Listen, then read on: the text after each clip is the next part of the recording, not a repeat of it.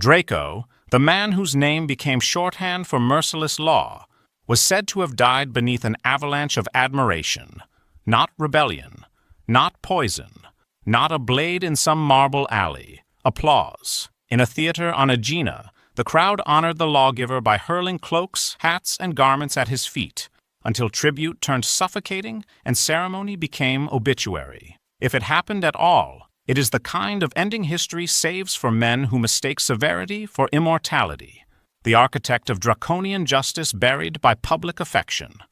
But the story arrives late, centuries late, drifting out of Byzantine memory like a rumor too perfect to trust, which raises the nastiest question of all. Did Draco really die from praise? Or did later ages simply decide that was the only ending cruel enough to fit him? Yesterday's Craziness presents The Strangest Deaths from Throughout History, a monthly video celebrating someone's untimely demise in a strange, crazy, or interesting way.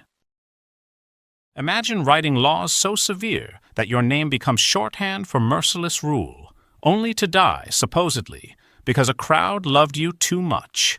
Not by poison, not by coup, not even by some properly Greek act of treachery, by applause, or rather, by the hats and cloaks flung in admiration until the old lawgiver beneath them could no longer breathe. If the story is true, Draco of Athens was killed by a standing ovation gone wrong. Draco lived in the 7th century before Christ, in an Athens still dragging justice out of the hands of noble families and into public view.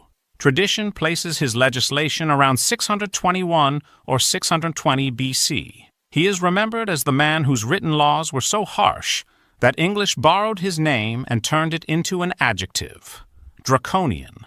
The word survived more clearly than the man. What we can say with confidence is that Draco mattered. He belongs to that early murky chapter, when cities began pinning law to wood and stone, where anyone could see it, and where power had to pretend, at least a little, to be principle. Later, writers made him the patron saint of excessive punishment.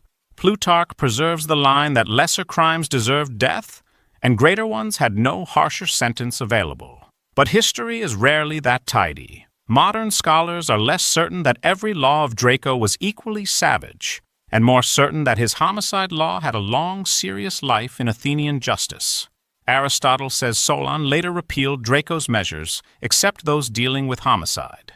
Centuries after Draco himself had vanished into legend, Athens was still republishing that law on stone. And then there is the death, not in a contemporary chronicle, not in Aristotle, not in Plutarch. It arrives much later, in the Suda, a Byzantine encyclopedia compiled roughly 1,600 years after Draco's time. According to that tradition, the old lawgiver traveled to Aegina, was honored in a theater, and the crowd began showering him with gifts, cloaks, hats, garments, tokens of respect. Respect accumulated. Fabric piled up. Celebration turned mechanical. Admiration became weight. And somewhere under all that public affection, Draco was smothered. It is too perfect. The man remembered for laws said to be written in blood does not fall to violence, but to ceremony. The feared lawgiver is not torn apart by enemies, but buried by admirers. Death comes dressed as civic gratitude. We cannot know whether it happened. As evidence, the story is flimsy. As legend, it is immaculate. It captures something people felt Draco ought to deserve, or perhaps the kind of ending memory reserved for a figure half historical and half symbol. His real legacy was not a comic suffocation in a theater. It was the colder business of legal order, especially the attempt to define homicide in public law, rather than private revenge. That is the darker joke here. Draco's body may belong to anecdote, but his afterlife belongs to institutions. Solon could replace him. Athenians could soften him. Later generations could exaggerate him, but they could not quite erase him. Even when his laws were said to be gone, his name remained, stern as a verdict.